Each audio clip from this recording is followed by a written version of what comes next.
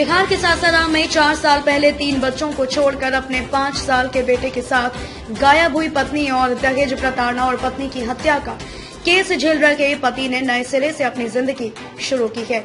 2019 में पहली पत्नी से 3 बच्चों की देखभाल के लिए दूसरी लड़की से शादी कर जिंदगी बसर कर ही रहा था कि एक बार फिर उसकी जिंदगी में भूचाल आ गया। दरअसल कथित तौर पर मृत पत्नी जिंदा निकली।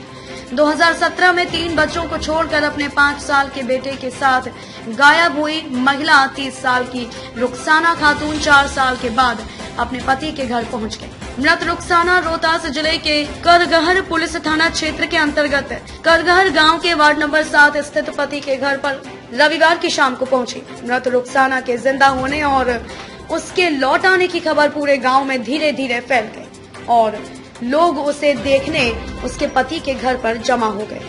हालांकि इस बीच रुखसाना के साथ गायब बेटा उसके साथ नहीं था।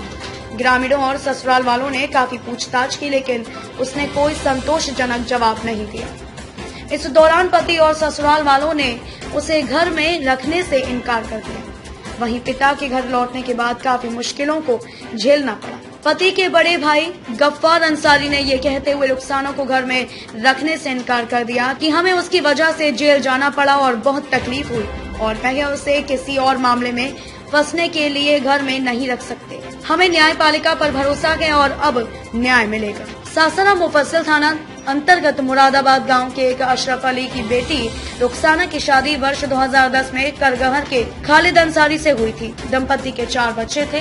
जिंदगी बसर करने के दौरान अचानक 4 साल पहले 3 बच्चों को छोड़कर रुखसाना अपने एक बेटे को लेकर गायब हो गई। इन 4 वर्षों में वह न ससुराल और न ही मायके वाले परिवार से मिली। इस बीच उसके पिता ने दहेज प्रताड़ना और अपहरण कर हत्या करने और भारतीय दंड संहिता आईपीसी की धारा 498A, 364 और 120B के तहत मुफस्सिल थाने में केस दर्ज करा दिया। मामले में पति खालिद अंसारी, उनके बड़े भाई गफ्फार अंसारी और सत्तार अंसारी, मां जुबेदा खातून, बहन शकीला खातून के साथ उसके पति मुन्ना अंसारी सहित 10 अभियुक्त शामिल हैं। इस मामले में रिश्तेदारों के लिए इस गरीब परिवार को जमानत दिलाने और मुकदमा लड़ने में बहुत परेशानी उठानी पड़ी। यह केस अभी तक सासाराम की अदालत में लंबित है। इस मामले में सासाराम पुलिस अधीक्षक आशीष भारती ने कहा कि पुलिस ने दहेज प्रताड़ना, पत्नी के जीवन काल में दूसरी शादी और आईपीसी की धारा 498A, 494 और 34 के तहत सामान्य इरादे के लिए आरोप पत्र प्रस्तुत किया था। यह दहेज हत्या का मामला नहीं था।